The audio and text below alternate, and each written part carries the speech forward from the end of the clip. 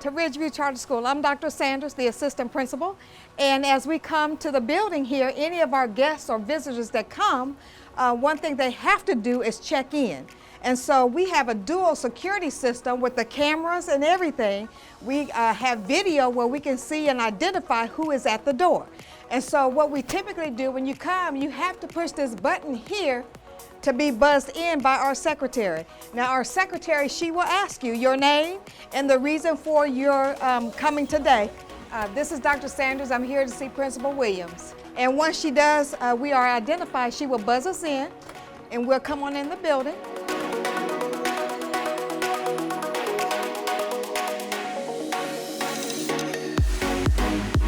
Hello there, Principal Williams. You have some company.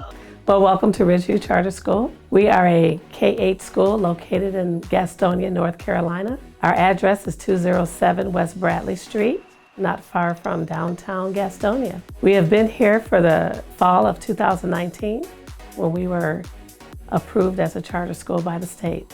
The building is interesting. We are housed in a family life center that is owned by a local church.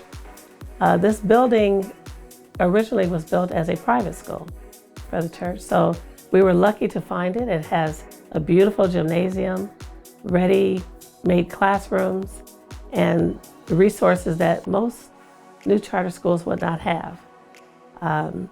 Right now we're leasing it with the possibility of something more long-term.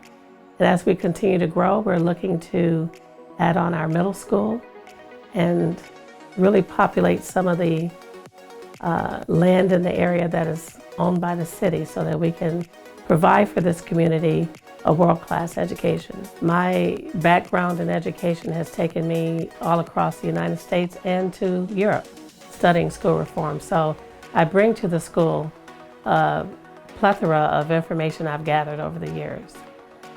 We start with what we call the international curriculum. That is the framework. It is the curriculum that is used in traditional IB schools in the United States. However, it is used all across the world in every successful school system. The international curriculum provides us with a framework where we can take any textbooks that we're using for language arts or math and apply it on an international level. It also provides for my students and staff the opportunity to talk with teachers and students in other countries. So as we roll out this program, students will get to a point where they can, for lack of better words, have a pen pal in another country and learn how they recycle material or do different things that they find in their textbooks.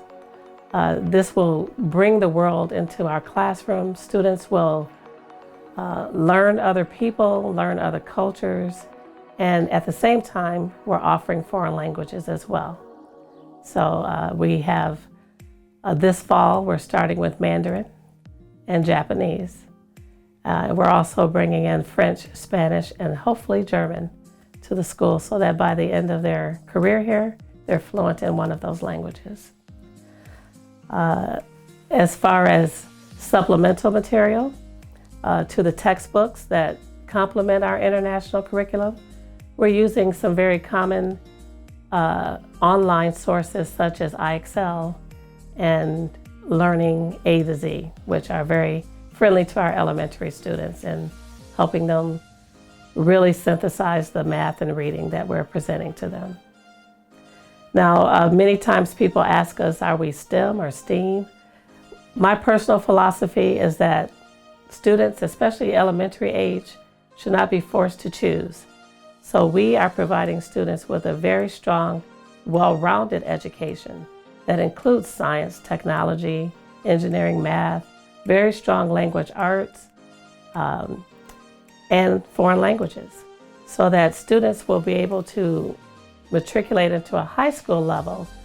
And even if they're not sure what they want to do for the rest of their life, they know what they don't want to do because they've been exposed to everything at a level of expertise and excellence that I demand from my staff. So let me introduce you to our staff. Today we have Ms. Sanders, one of our kindergarten teachers. Hi, Come on into my classroom.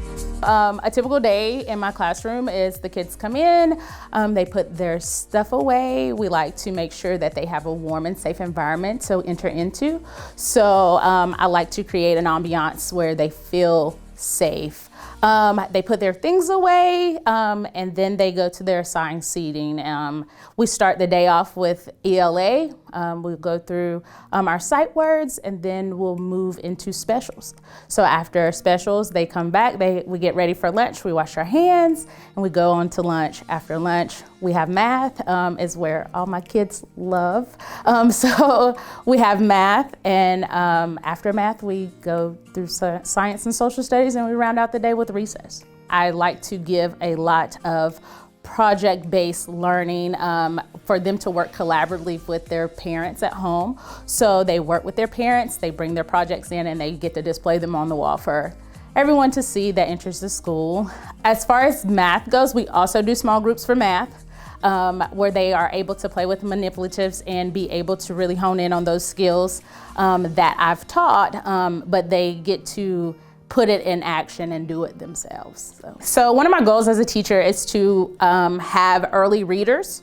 So we do small groups and I separate the kids by their levels. Kids who need a little extra help, I can be there to help and guide them. And kids who are stronger, I let them kind of work collaboratively with their partners at their table.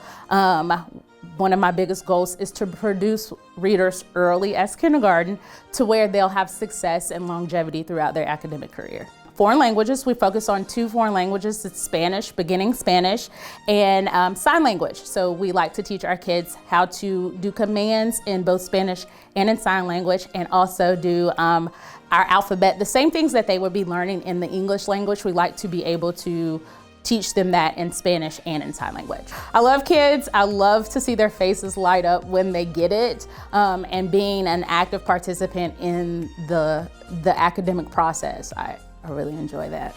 So I know a lot of our parents are concerned about security. So in our school, all throughout the halls, we have state-of-the-art security with cameras looking both ways and rotating. We are now in Ms. Miller's class. It's Ms. Miller. Welcome to my class. Come on in. One of the other things that we did was we made large posters for our yard, our doors, just to encourage people, you know, when they walked by or if they were driving by, they were able to see our signage and just be encouraged by what we had to say. So this was relative to something that we learned. We learned about, of course, this had to do with our character ed piece, which was kindness, being able to show kindness. So we made these posters to express more of what we were saying, to go along with what we were doing. Usually it starts with someone reading to them and then them coming to understand what's being read. But the most fun thing is when you see a child who starts to read all by himself. That for me is like the bud of a flower opening up, and it just really warms my heart to be able to watch a scholar read and they understand what they're reading. I cannot tell you, I think that's one of the reasons why I love being an educator. It's just to see the light bulb go off in a child's head and to be able to understand it. I've been teaching now for the past 25 years, and I've seen pretty much a little bit of all kids. And one thing that I have learned is that no 2 children will learn the same. No 2 scholars are the same. And so when we come into the classroom as educators, we can't come in with our one-size-fits-all, you know, style of teaching. We've got to be able to differentiate that instruction to match the child's learning. If sometimes I will start off with reading or math, doesn't really matter. I could start off with a whole group. And for an example, I'm sitting at a table that I love to sit because these are some of my scholars who I would sit with, and I would have to differentiate the instruction. We started off everybody together, And now I pull that small group and I just break it down into bite-sized pieces for them, kind of like babies, sort of, you know? Wherein some children could eat the whole thing, you'd have to cut it up just a little bit more into chunking pieces for them so that they were able to get it. If I can teach a scholar to read, I've given him the whole world, because it's like it unlocks. I've taught him math, I've taught him science, I've taught him social studies, because it's gonna all make sense. They can understand. And when a child can understand what they've read, that's half the battle right there.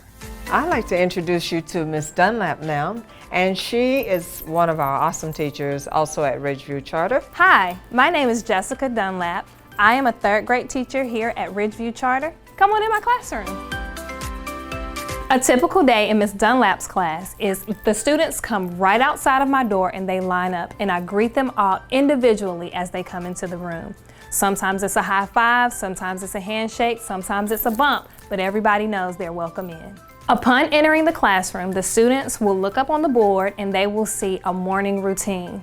They know that they need to unpack their backpacks and get all of the materials for the day. After that, they know they need to put their homework in the basket and sharpen all pencils before starting their morning activity, which is always listed up on the board. A normal morning activity would be maybe a math or a reading activity that engages them and gets their brain started on thinking about what we're going to be studying that day. At this point in math, we are really getting to those analytical skills. We're taking what we're learning and we're stretching and synthesizing so that they can understand and grasp deeper understanding of number concepts and breaking apart numbers in a different way. At this point, we are working on fractions, multiplication, perimeter, and area to get a deeper understanding of those concepts. What I like most about teaching is that it's a challenge. You have a room full of students that come from different places, they have different knowledge, and you get to put them all in one room and you get to give them the knowledge that they need, and you see how they take it in and regurgitate it back out. So one of my favorite and most exciting things about teaching is getting to see a child come in and sometimes be excited, be nervous, but at the end they grasp the concept and they're able to grow. Whether they start off a little bit behind or a little ahead, you see so much growth, and I'm one that loves to see growth. I can tell when a student gets it because I can see the look in their eyes. Their excitement changes about what they have learned and what they have grasped. So that is the most exciting thing, and it's also one thing that lets me know that they got it. When someone gets something, they get excited about it. So you see the excitement in their eyes. Learning is amazing, but there are other ways of learning. Sometimes we need to learn how to move around and get very active. So I'm going to take you to the gym so you can see how we really get active.